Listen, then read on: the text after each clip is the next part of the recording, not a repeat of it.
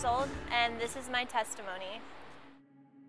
So I grew up in a loving family, a Christian home. I went to school. I went to a Christian school until 8th grade. Like, I never stopped believing in God, but I wanted to switch into a public school. And I had been so sheltered for so long, so that was a huge switch for me. When I was about 14, I started feeling this emptiness, this void where I needed more. You know, I had people around me that loved me, but something was missing. Now, I was just searching for an outside source of acceptance. But when I was 14, I remember eating this huge meal, and I felt really sick.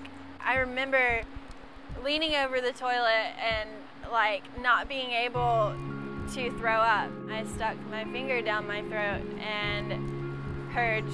I felt that release.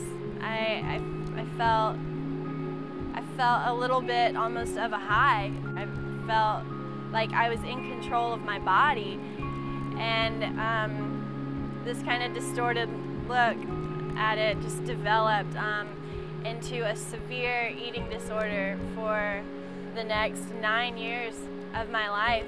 I would just do it once, and I would do it again, and I would do it again, and it seemed okay. It seemed okay. I thought I had control of it.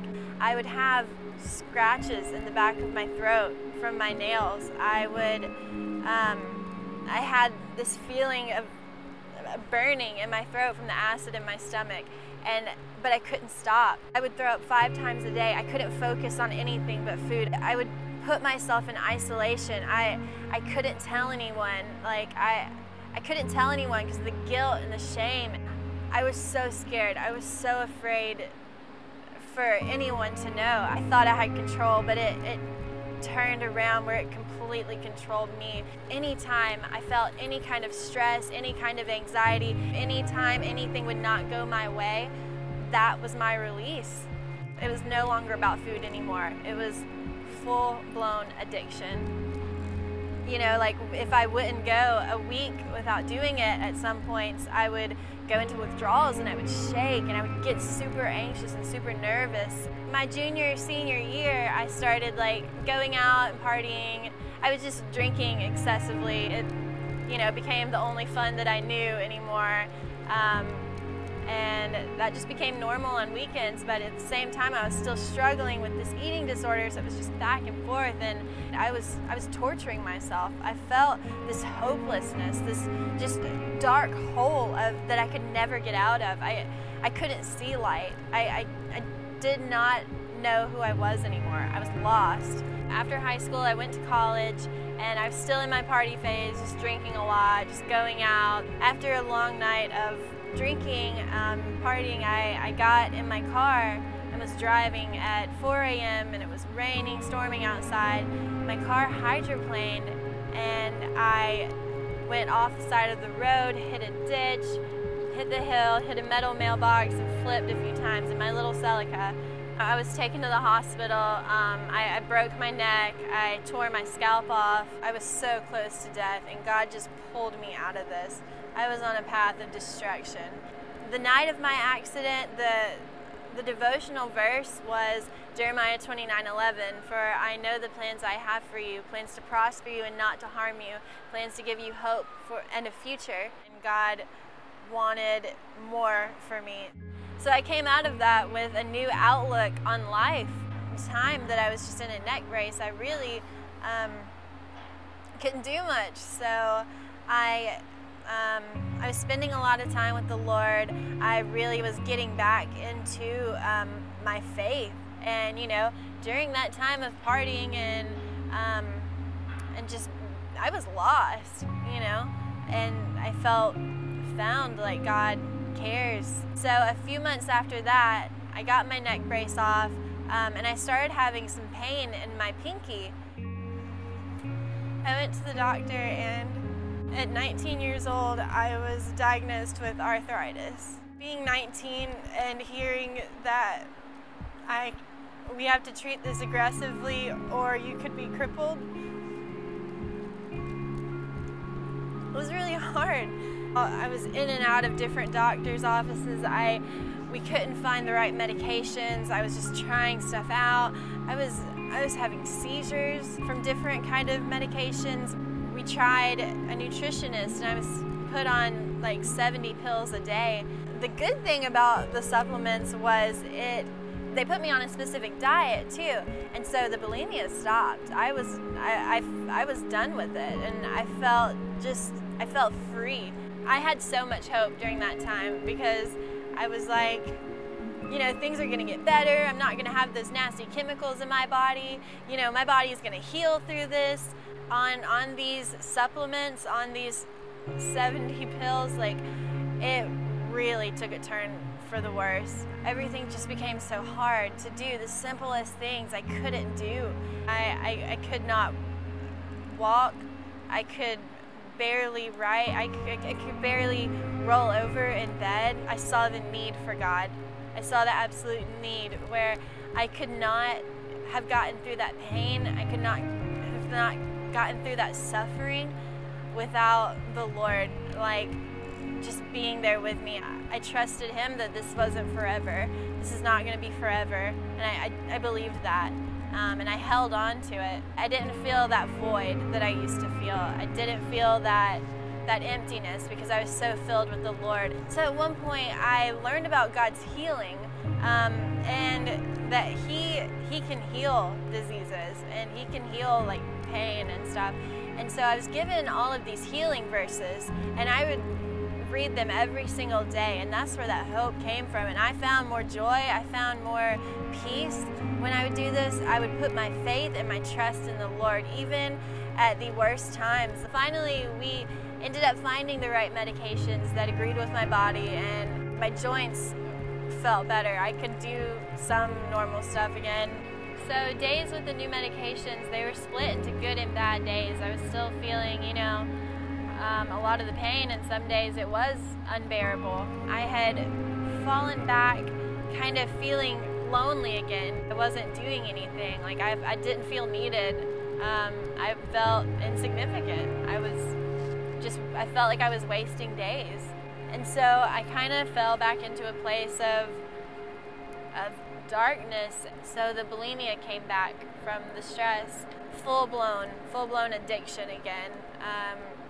And it was completely uncontrollable. I literally had no idea what to do with my life. At that point, I didn't care if I died because I wanted to get out. I didn't want this for my life. In college, I got a really awesome opportunity to work with a nonprofit organization, and I was like, yes, this is it. I got that significance. I got that place that I was needed. You know, I was doing something that would fill that void. And as soon as that significance, that job opportunity, that relationship, anything like that, as soon as it ended, I had to have that release. I would purge, you know. I felt like that was how I was getting all the emotions out. That's how I was dealing with it. And I had started drinking again. I was out partying at this point. So I was battling that. I was battling bulimia. This vicious cycle, it just wouldn't stop. When you keep all of these things in the dark, they have power over you.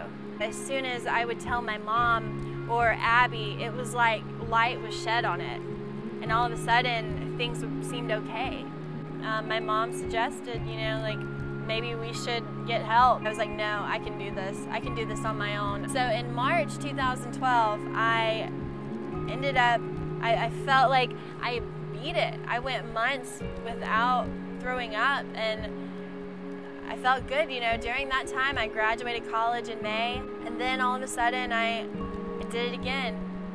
And I was like, no, I can't do this. I cannot fall back into this trap. I didn't really know what to do with my life. I didn't have direction still. And my best friend had done a discipleship training school at a place called YWAM. She was like, you should do this, you know, it'll change your life, you know. And I knew I needed something. I knew I needed a change. I just felt one day like I need to do this. So I packed up all my things in September 2012 and went to Kona, Hawaii, and did a 6-month discipleship training school there. I learned the reality of what a relationship with Christ is. I had never exactly understood it before. Through my darkest time, He was there and He was pursuing me. I was told, you're forgiven for those times that, you hurt yourself. God forgives you. That is part of His character. And the hard part was forgiving myself for all I did to myself.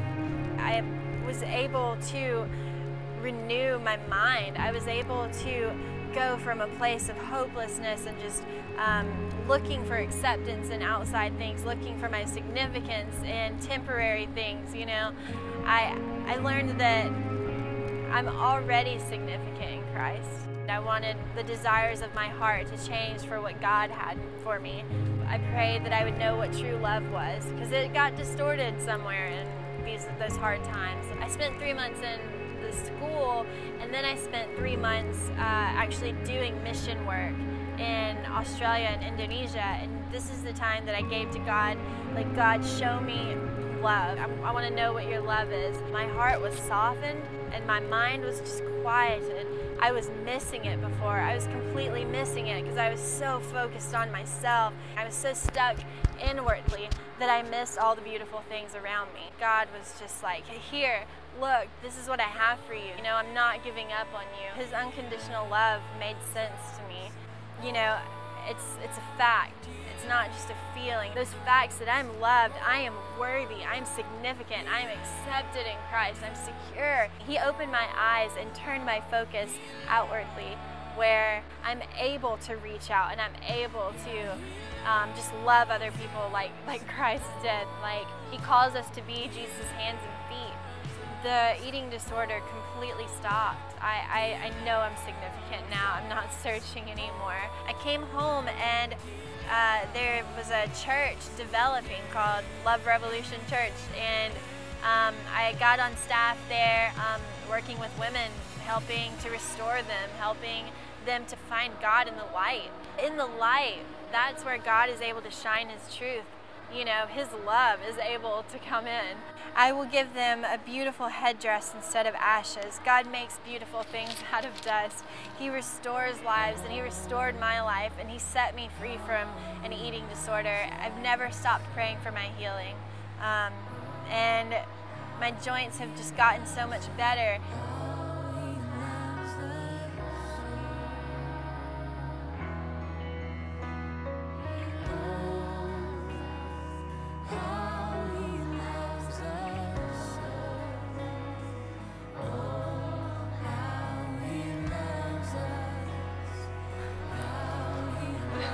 Thank God.